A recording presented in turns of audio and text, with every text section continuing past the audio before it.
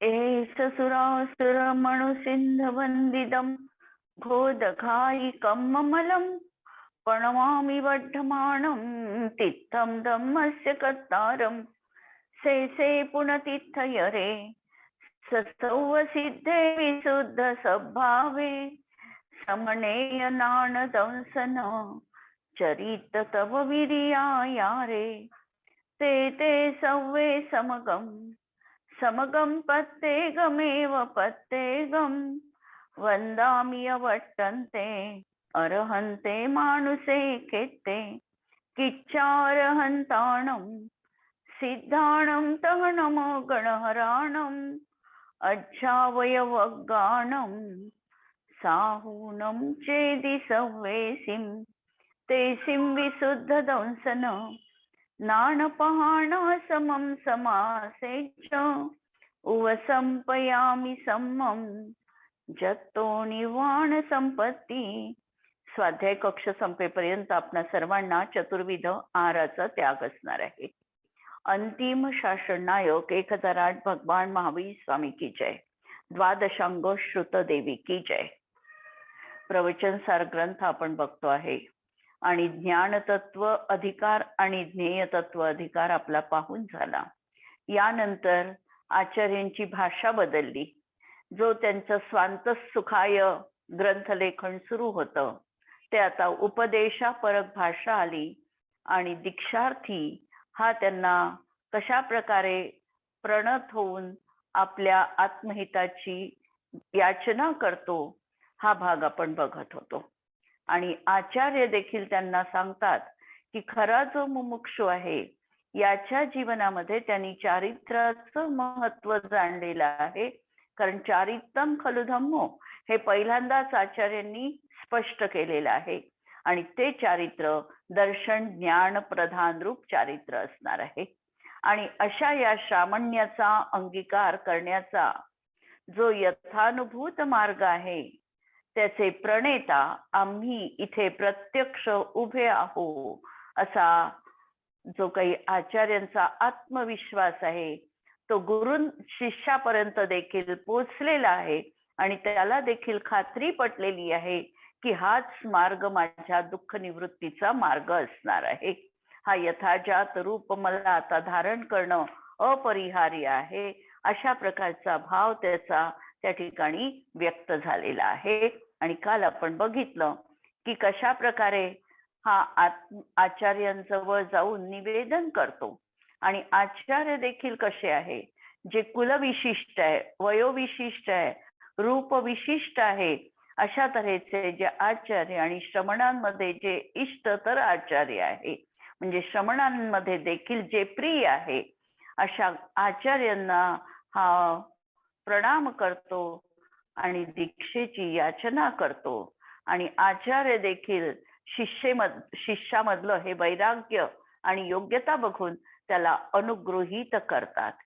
त्यानंतर आपण बघितलेलं होतं की या आत्मसाधने करता जो निवेदन करतो ते आचार्य मान्य करतात. आणि कालच्या गाथेमध्ये आपण बघितलं की श्रमणार्थी जो आहे तो यथाजात रूप धारण करतो. श्रमणार्थी निर्णय करतो की मी किंचित सुद्धा पराचा नाही आणि परद्रव्य देखील माझे नाही.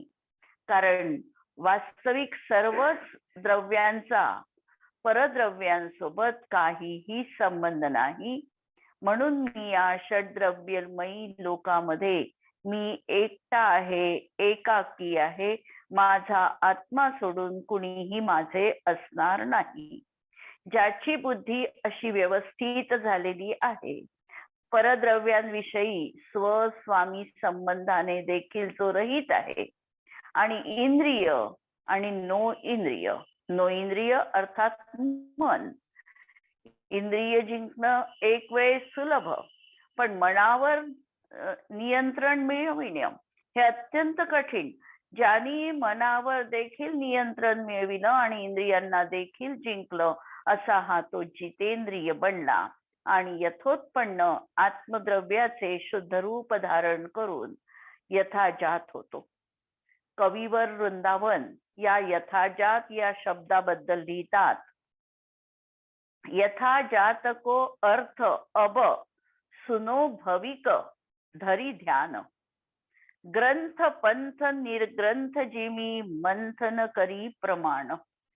मी अनेक ग्रंथांचं निर्ग्रंथांच्या ग्रंथांचं मंथन करून मी या यथाजात शब्दाचा अर्थ तुम्हाला सांगत आहे.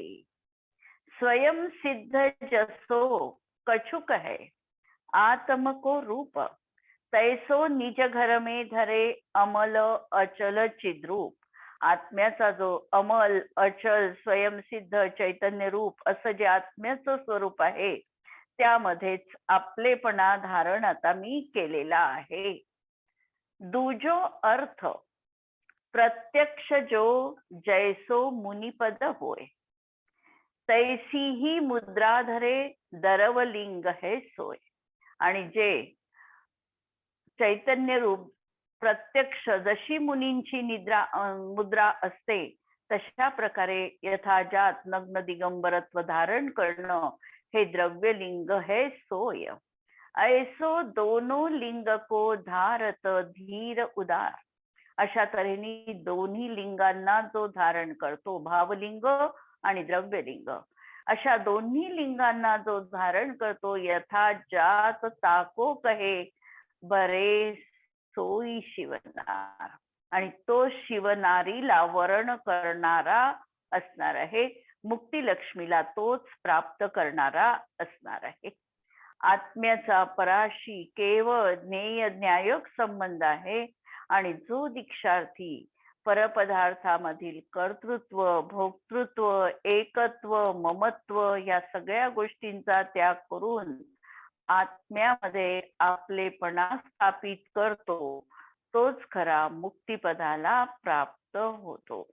या गाथेचा प्रयोग आत्मतत्वाच्या सिद्धीसाठी निर्ग्रंथ गात्र मात्र.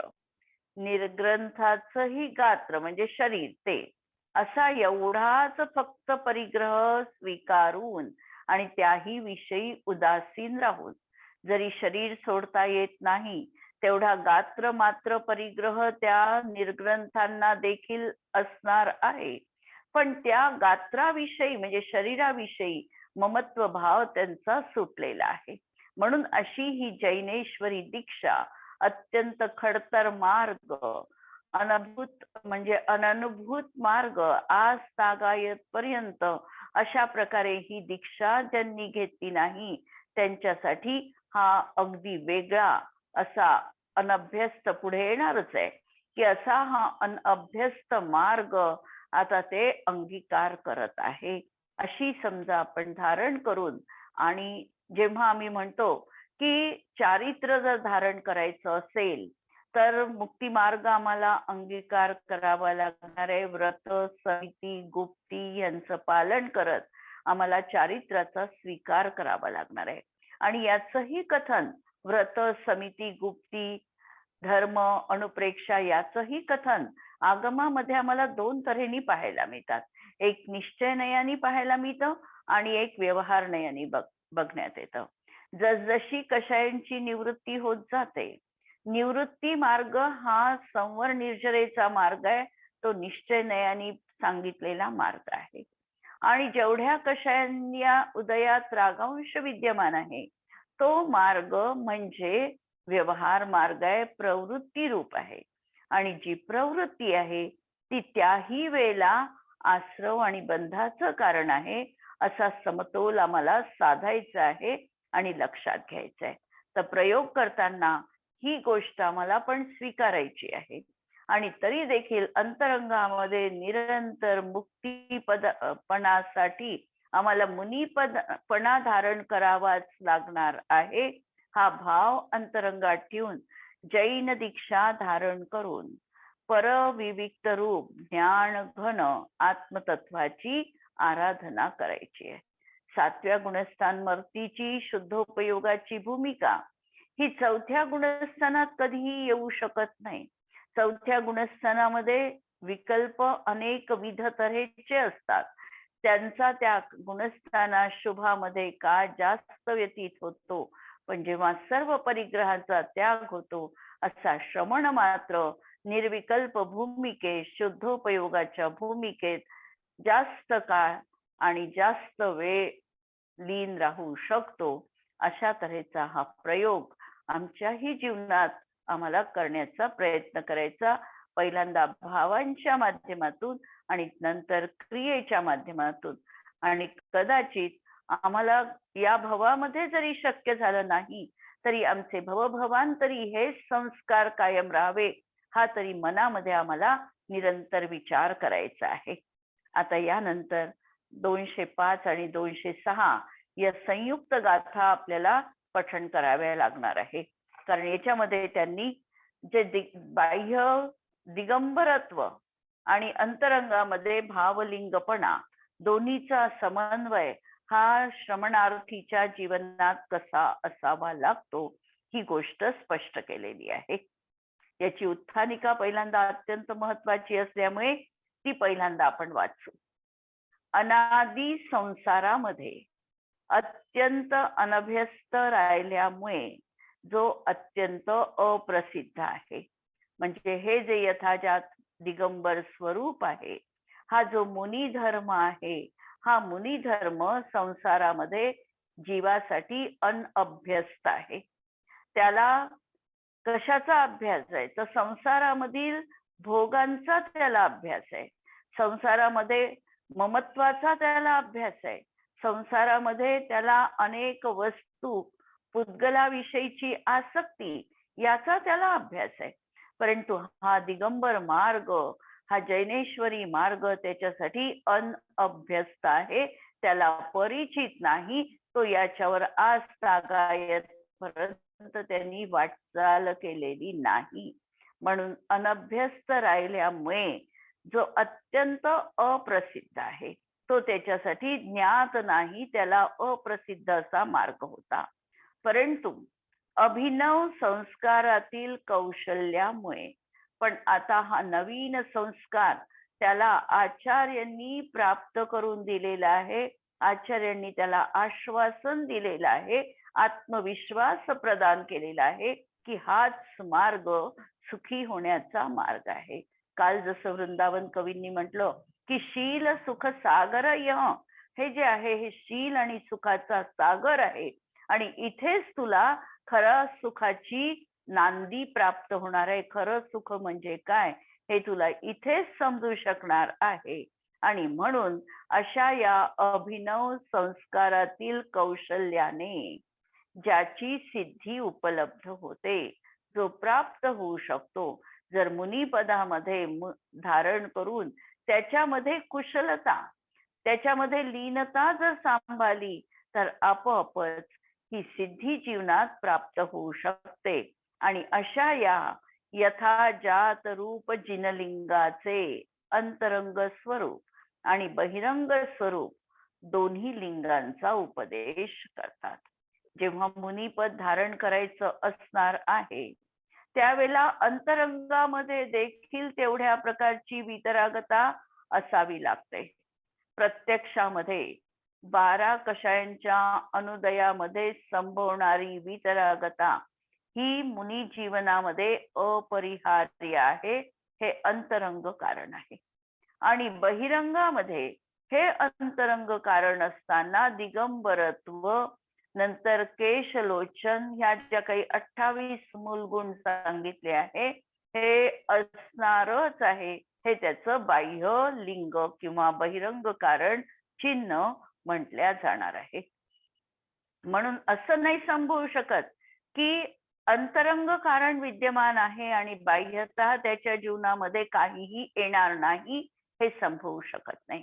आणि बहिरंग कारण आहे आणि त्यावेळेला अंतरंग कारण असेलच असंही म्हणता येत नाही. आणि म्हणून मुनिपदा तिथेच संभवनीय आहे ज्या ठिकाणी अंतरंग आणि बहिरंग असं दोन्ही स्वरूप त्यांच्या जीवनामध्ये प्रगट आहे. आणि हेच स्वरूप कसं असणार आहे, अंतरंग कारण कसं असणार आहे आणि बहिरंग कारण कसं असणार आहे, हे या 2 गाथांमध्ये आचार्य स्पष्ट करतात. जदधादरुवजादम उप्पाडिदके समसुगम शुद्धम रहिदं हिंसादीदो अपडिकं मम हवदिलिंगम मुच्छारंभ विजुत्तम जुत्तम उव ओगजोग शुद्धिहिं लिंगम न परावेक्षम अपुनभव कारणं जैनम जधजादरुवजादम् उप्पाडितकेशमसुगं शुद्धं रहितं हिंसादीदो अपडिकं मम हवदिलिंगम् मुच्छारंभ विजुत्तम जुत्तम उव ओगजोग शुद्धिहिं लिंगम न परावेक्षम अपुनभव कारणं जैनम् जध जाद रुवजातम.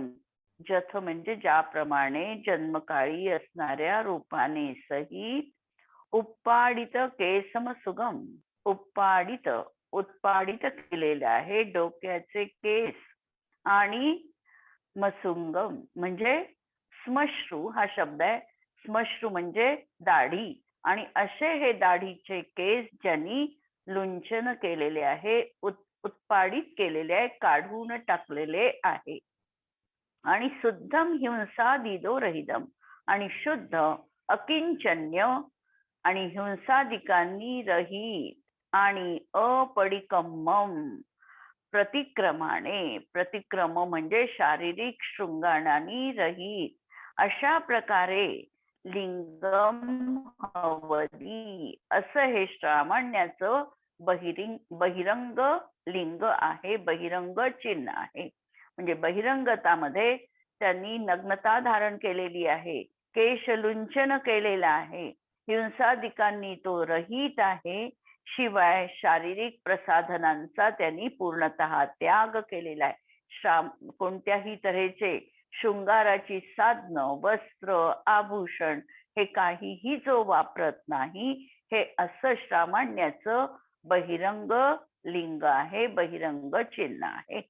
आणि मुच्छारंभ विजुत्तम आणि अंतरंगामध्ये त्याचा परिणाम कसा असतो तर मूर्छा आणि आरंभ ज्याच्या जीवनात नाही, मूर्छा आसक्ती ज्याच्या जीवनात नाही, परवस्तू विषयीचा मोह ज्याच्या जीवनात यत्किंचितही उरला नाही आणि आरंभादिकांनी जो रहित आहे. नंतर ओग जोग शुद्धिहिं जुदम उपयोग आणि योगाच्या शुद्धतेने जो सहित आहे. योग आणि उपयोग मन वचन कायेची योग प्रवृत्ती आणि उपयोग देखील ज्याचा शुद्ध आहे. म्हणजे मनाला शुद्ध विचार करत आहे, वचनाने शुद्ध वार्तालाप करत आहे आणि कायेने देखील जो शुद्ध रूप म्हणजे मन वचन कायेची शुद्धी आणि उपयोगाची शुद्धी ज्याच्या जीवनात आहे. असुहादो विनिवृत्ती आणि सुहे पविती अशुभापासून निवृत्ती ज्याची झालेली आहे आणि शुभामध्ये प्रवृत्ती झाली आहे आणि पुढे चालून अंतरंग आणि बहिरंग क्रिया दोन्हीही ज्याच्यामध्ये त्याच्यापासून तो उदासीन झाला आहे. बहिरभ्यंतर क्रिया रोहो भव कारणपणासट्टम अशा प्रकारची त्याची जी चारित्राची परिणती आहे, अंतरंग परिणाम आहे. आणि न परावेक्षम पराची यत्किंचित देखील अभिलाषा आता जीवनात नाही. परवस्तू मला सुख दुःख देऊ शकतात, मी पराच आहे, पर माझे आहे याविषयी अत्यंत निर्ममत्व वृत्ती, निरपेक्ष वृत्ती त्याची जीवनात असणार आहे.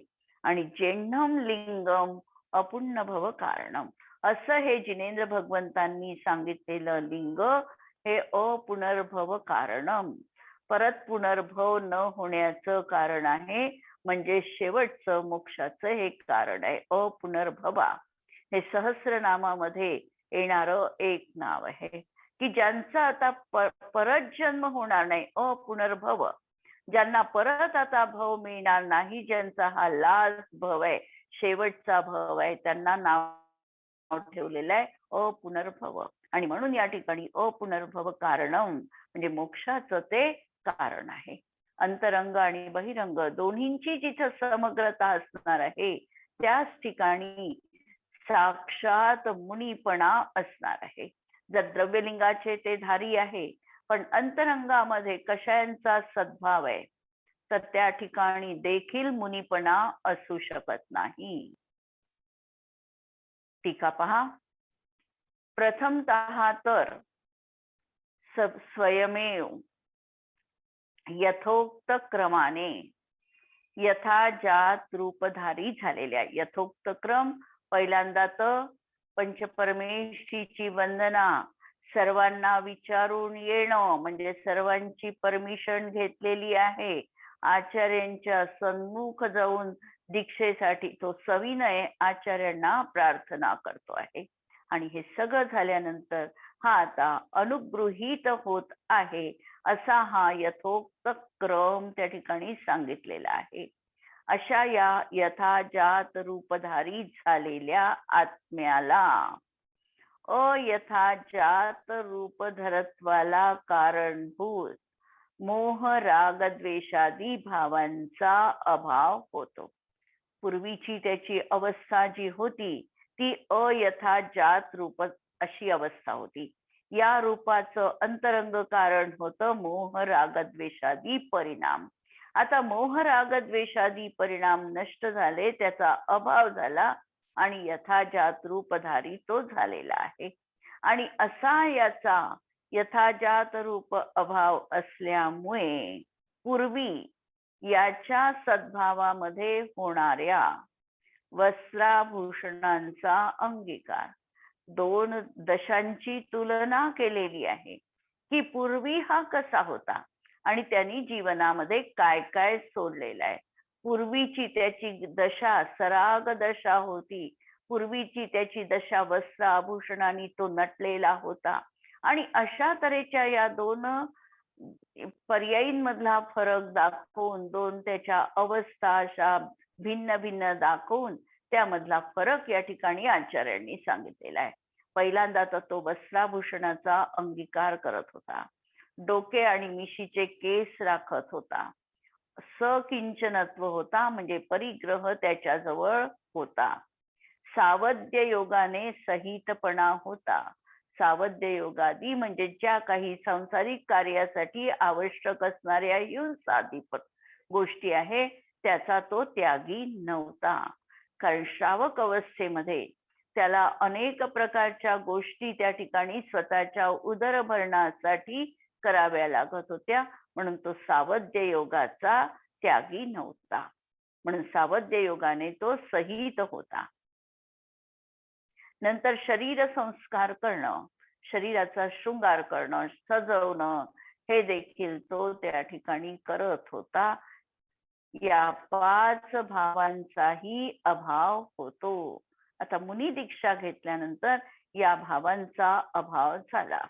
त्या कारणाने त्यांना जन्मसमयी असणारे रूप धारण करणे, केस आणि मिशा यांचा लोच, शुद्धपणा, हिंसादी पापांनी रहितपणा आणि अप्रतिकर्मत्व म्हणजे शरीर शृंगारणे, संस्कारित करणे म्हणजे स्नान करणे, लेपण करणं, गंध लावणं, भांग पाडणं, म्हणजे ह्या ज्या सगळ्या काही गोष्टी आहे या सगळ्या गोष्टींपासून ते हे भाव असे होतातच. म्हणजे ह्या सगळ्यांच्या पासून तो विरक्त झाला आणि अशा प्रकारच्या या 5 गोष्टी त्याच्या जीवनात आल्या आणि हेच त्याचं बहिरंग लिंग म्हणजे चिन्ह आहे. मुनीपणा कसा असतो, पूर्वी हा श्रावक अवस्थेत कसा होता, श्रावक दशा त्याग केल्यानंतर त्यांनी जे मुनिपद अंगीकार केलेला आहे, मुनिपदाला आवश्यक असणारा बहिरंग वेश त्याच्या जीवनात असणं आवश्यक आहे. कारण जी ओळख पहिल्यांदा होणार आहे ती बाह्य चिन्हावरून होणार आहे. हातामध्ये कमंडलू, पिंची हे जे ते काही त्यांचं बाह्य स्वरूप आहे, या बाह्य स्वरूपावरूनच पहिल्यांदा त्यांच्या मुनिपदाची ओळख होणार आहे. कारण अंतरंग तर आपण वाचू शकत नाही किंवा अंतरंग एकदम उघड होऊ शकत नाही.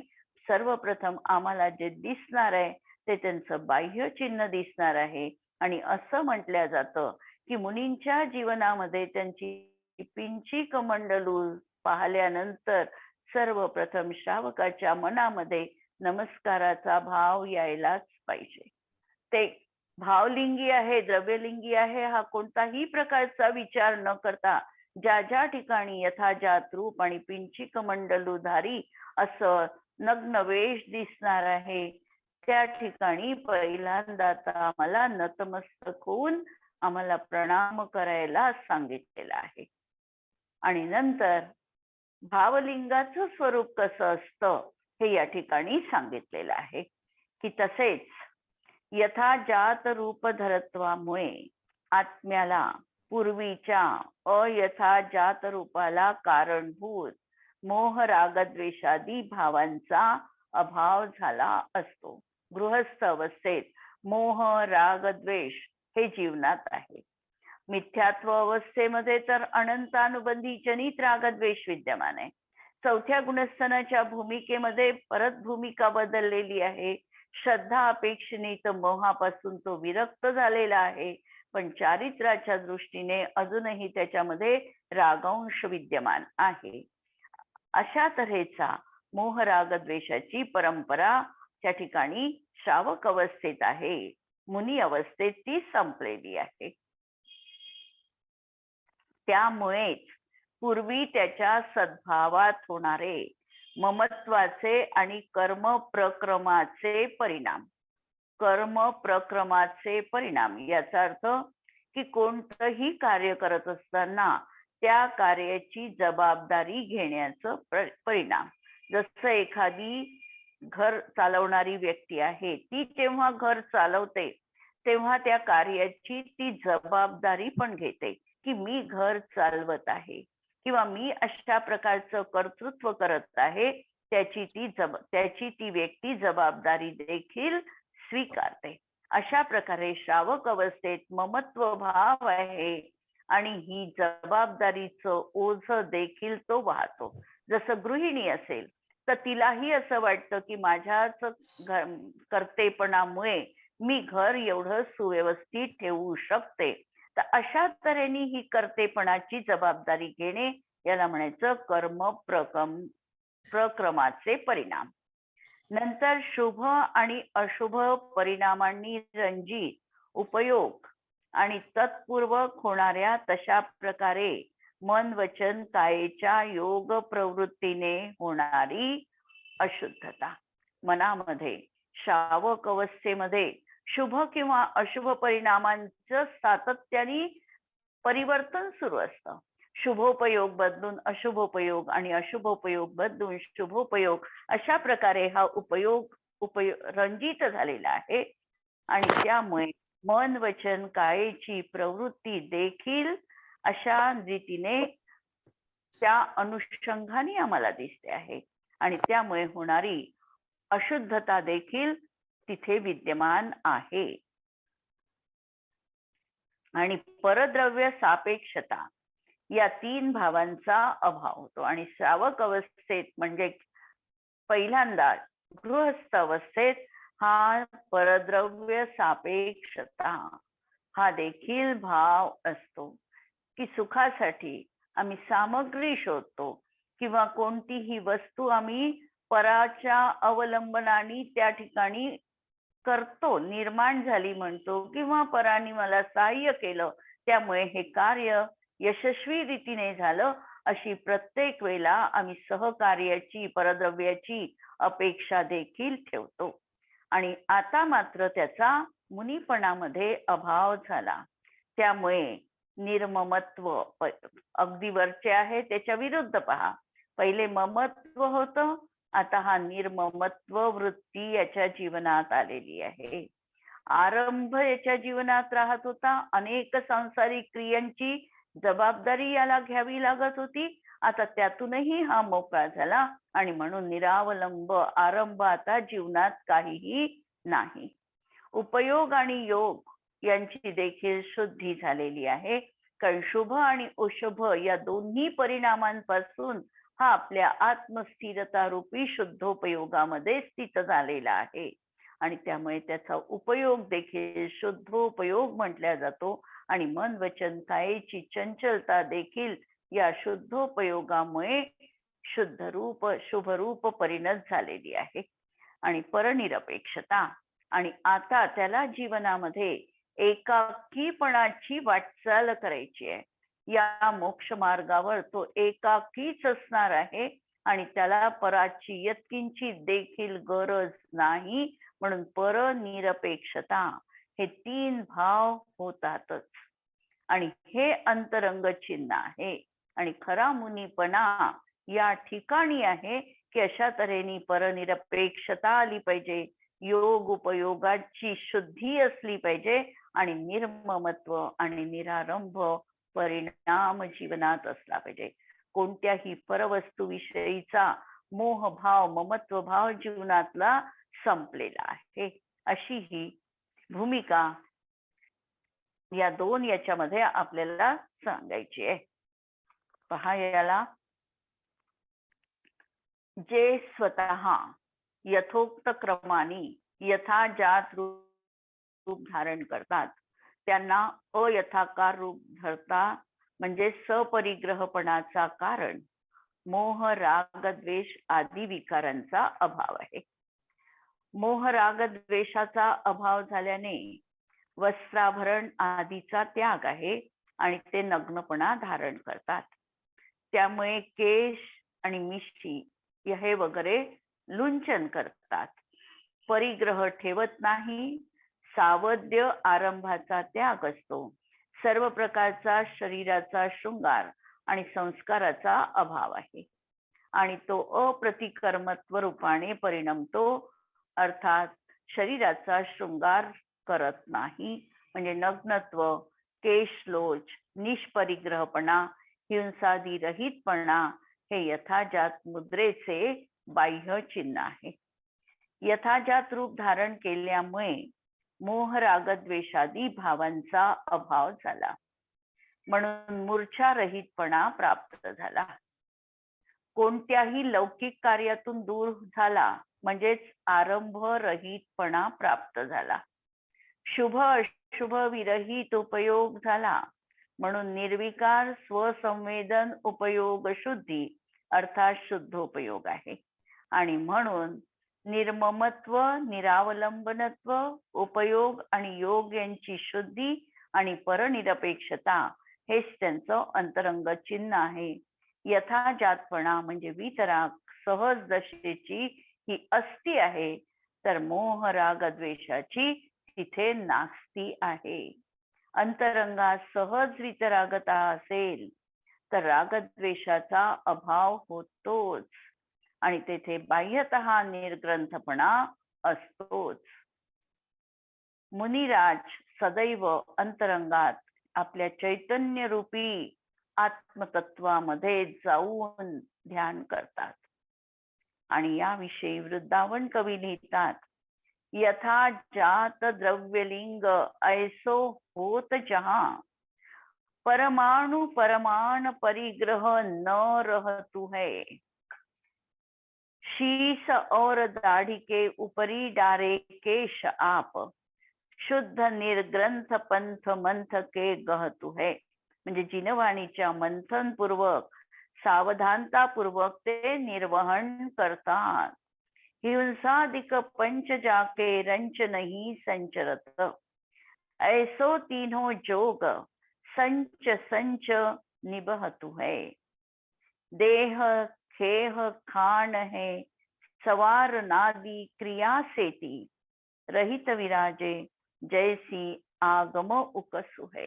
आगमामध्ये जशा प्रकारे दिगंबरत्व रूप धारण करायला सांगितलेलं आहे तशा प्रकारे हे दिगंबर रूप त्या ठिकाणी धारण करत आहे.